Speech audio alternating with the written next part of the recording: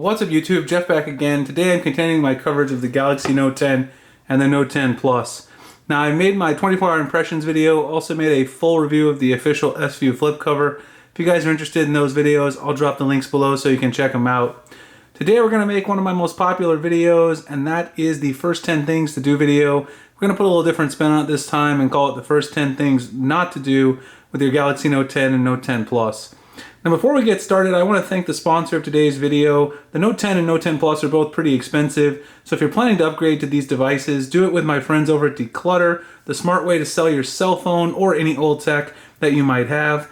You get a free instant valuation for your phone, shipping's totally free, and you'll get paid the day after your phone arrives. Best of all, they pay up to 33% more than carrier buyback programs. So you guys can see the website address right there. It's decluttr.com.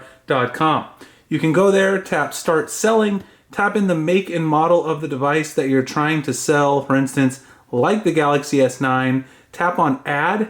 It's going to take a little time, search the database, it'll find the phone that you're looking to sell, tap in the storage capacity that you have for your device, like the Galaxy S9 Plus, and it will give you an offer price once you select the condition. No auctions, no annoying fees, and no having to deal with unreliable buyers. Plus, with the tech price promise, you're guaranteed to get the first price they offer you, or you can request your handset back for free. Then just ship it for free to Declutter. We'll pay you the day after it arrives, giving you cash to upgrade to the Note 10. Declutter's paid more than $300 million to over 6 million customers, been featured on Good Morning America, The Today Show, and many other reliable media outlets. So if you're upgrading, visit declutter.com today and use my code 5JEFF for an extra $5 on top of the value they give you for your phone. Alright, so let's go ahead and jump into the first 10 things not to do with your Galaxy Note 10. Now the first thing that you don't want to do is use a device without a secure lock method. I say this every year with this video, but it's very important. Samsung does offer you the ability to set up a fingerprint or an iris scan face unlock when you go through the original device process, but if you want to change this or add other methods, you can go into the settings, simply choose biometrics and security. From there you can do facial recognition, iris scanning. You can also do fingerprints, everything that you want to set up. You can add additional fingerprints, all of those things. Highly recommend using some sort of biometric security, as it just makes your device that much more secure. It's tied to you. It's also very convenient, so there's really no reason not to use this method. The second thing on my list may sound like a little thing, but it's pretty important to those around you when you're using the Galaxy Note 10 or Note 10 Plus outside, especially if you have the new Aura Glow color, which I have right here. You don't want to blind people with your device, so I highly recommend, instead of blinding people as you're walking by, you can see how really reflective this phone is, that you pick up a quality case for your device. Right now I'm using the UAG Monarch case, as you guys can see right here.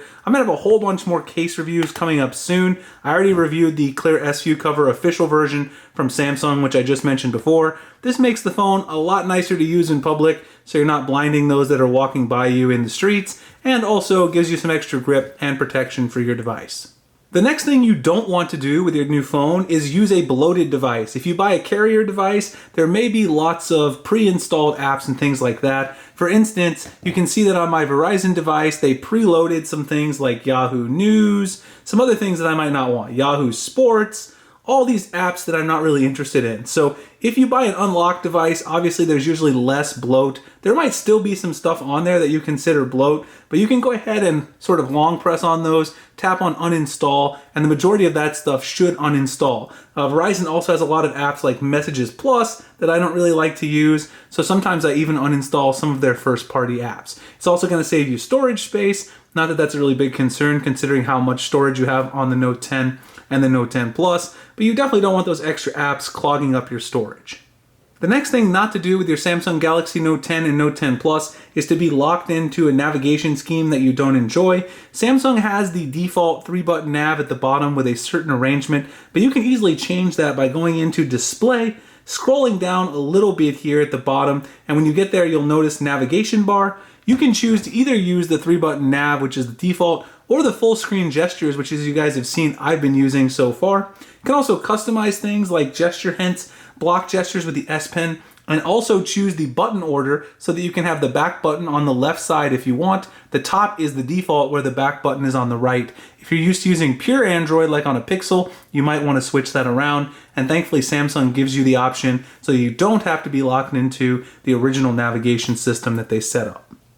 The next thing on my list, lots of people use their phone at night, and one thing you don't want to do is ruin your eyesight by using all of that nasty blue light that's on your device while you're reading something at night on your Galaxy Note 10. Well, you can easily take care of that by heading into the quick settings and turning on the blue light filter. You guys can see it right there. When you do that, it does sort of turn your screen a little bit yellowish color there, but it's much better for your eyes, so your eyes don't have to strain as much at night. So if you like to read books, you like to read websites, you like to check your email before you go to sleep, this is a great way to make sure it doesn't affect your eyesight and also helps you get to sleep a little bit faster. The next thing you want to do with the Galaxy Note 10 and Note 10 Plus is make sure that you don't have a cluttered status bar. You can change what's in the status bar. Those are customizable by going into Notifications, and then right here you'll find the status bar settings. Now you can show notification icons or not. You can choose to turn that on. You can show all notifications, or if you like a little less color, you can just show the 3 recent notifications. Also, if you're like me and you want to see your exact battery percentage, this is where you can turn on the battery percentage so that you will see the actual numerical value and not just the battery icon in the top right. So again, how you customize it's up to you, but it's great to have the option.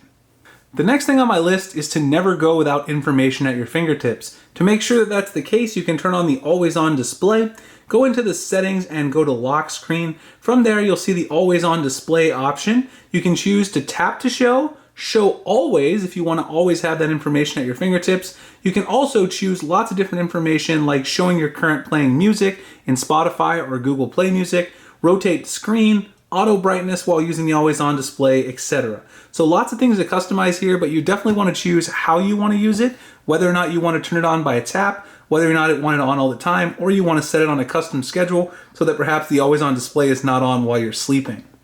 My next tip is to make sure that you don't have a boring home screen, wallpaper, and theme. So for wallpapers, I highly recommend the app Backdrops. You can head to Backdrops. They have all kinds of amazing free and some paid collections of wallpapers. They're curated daily, and they also have some really popular wallpapers like the default wallpaper on the Galaxy Note 10 and Note 10 Plus. Now for themes, you can long press on your home screen, and then at the bottom you'll see the themes icon where you can head over to the Samsung theme store and download a bunch of different awesome themes. Now I've covered several different themes before for Samsung in the past that I really love. I'm going to link all those in the description. The Color Dust theme, all of those, some of my favorites, along with Material Black if you're trying to save some battery life. But make sure you get a custom wallpaper and a custom theme.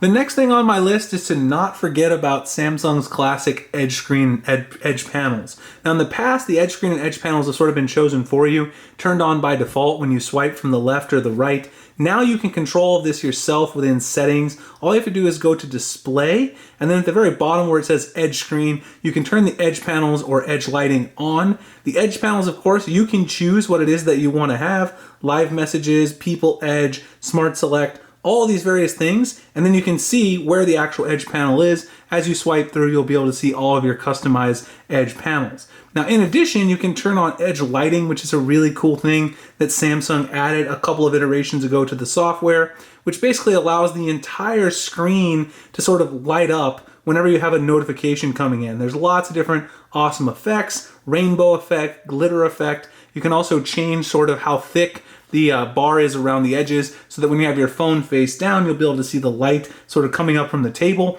and you'll know that you have a notification. Very useful for things like when you're in a meeting and you need to see a notification but really don't want to disturb others. The last thing on my list of things not to do is don't let your smartphone take over your life 24/7.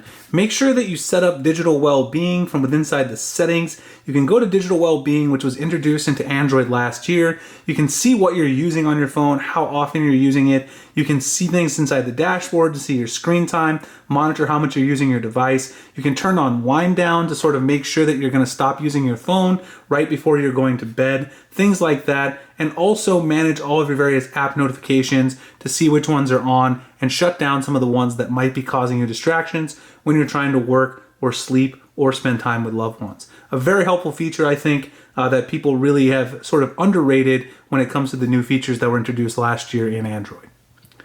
Anyway, guys, I hope you enjoyed the video. those are my first 10 things not to do with your Galaxy Note 10, Note 10 Plus. Again, if you did enjoy the video, please help me out by visiting my sponsor, Declutter.com, DECLUTTR.com. You can find me at Instagram, Twitter, the link's in the description. Also my website, dopetechdaily.site. I appreciate you guys checking it out, and I'll see you in the next one. Thanks a lot for watching.